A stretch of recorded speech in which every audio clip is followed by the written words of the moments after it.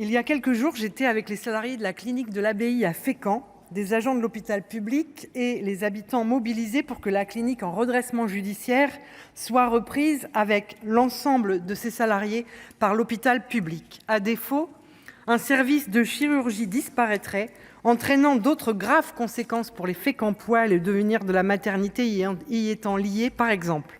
Je sollicite d'ailleurs, monsieur le ministre, toute votre attention sur cette situation. À travers cela, je veux redire ici ce que subissent des millions de nos concitoyens.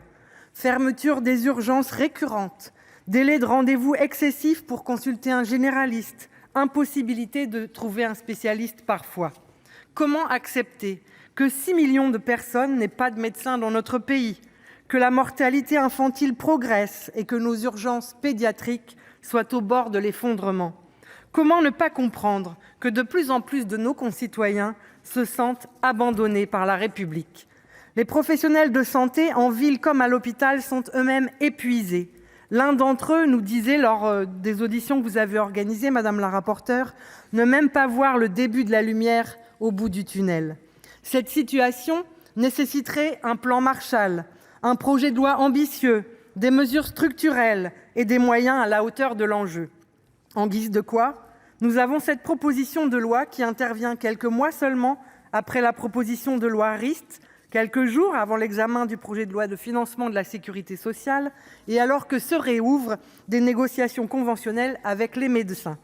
Un texte fait de mesures d'affichage, technocratiques pour certaines, dont on peut douter des effets réels sur l'amélioration de l'offre de soins. Une proposition de loi qui, dès son titre, semble vouloir faire peser sur les seules professions de santé la situation que nous connaissons aujourd'hui, exonérant l'État, la puissance publique en général, de ses propres responsabilités, et qui considère la territorialisation comme réponse absolue. Mais donnez tous les pouvoirs que vous voulez aux conseils territoriaux de santé, s'ils doivent continuer de gérer la pénurie de soignants, ils ne parviendront pas à améliorer l'accès aux soins.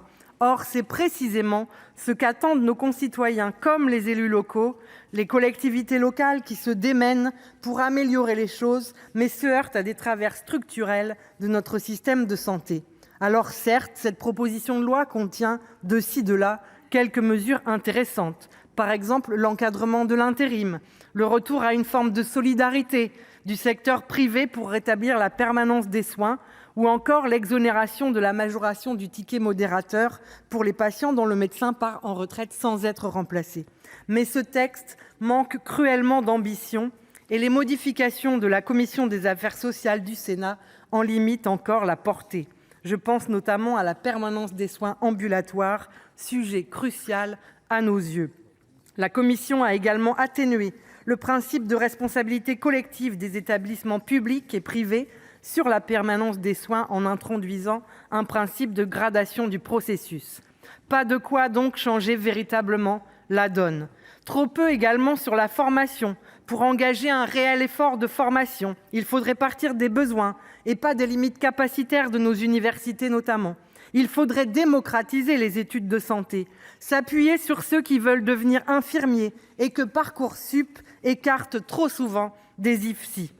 Si peu encore en faveur de la régulation de l'installation des médecins, seuls professionnels de santé à ne pas y être soumis, alors que l'échec de la liberté d'installation est aujourd'hui avéré.